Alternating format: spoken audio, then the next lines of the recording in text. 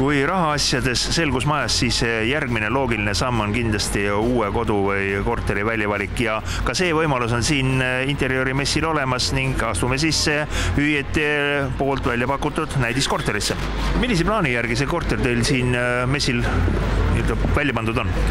See plaan on väike kahetoaline korter, kõigest 40 ruutmeetrit ja see siis näitab, kuidas on võimalik ikkagi ära elada pisikeses, kuid samas täiesti normaalses korteris.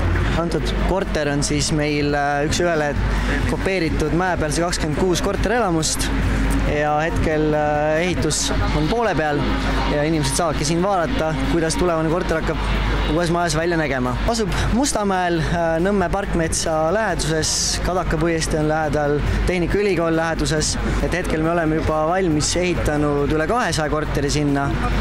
80 on nüüd ehitamisel ja tulevikus on veel paarsada sinna planeeritud, et me usume sinna piirkonda. Antud korter läheb üks-ühena ka korterelamusse, et seda saab osta seal täpselt samasugusena, nagu ta siin on. Kui suured korterid seal majades saadaval on?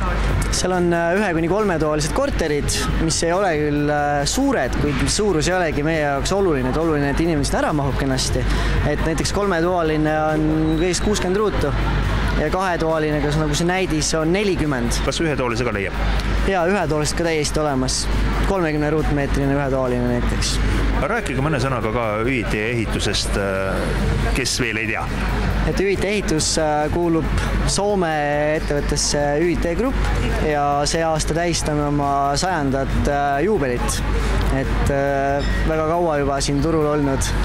Eestis küll vähem oluliselt, kuid kindlasti tegutseme järgnevad 100 aastat veel, nii et see annab igale ostjale kindlustunde, et meie käest on julge osta ja ka tark osta, et me ei kao kuskil ära.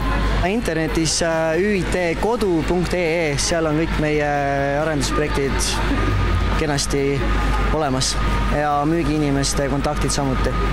Et sinna klikates väga lihtsalt orienteerudes leiate sobiva projekti sobivas elamurajonis.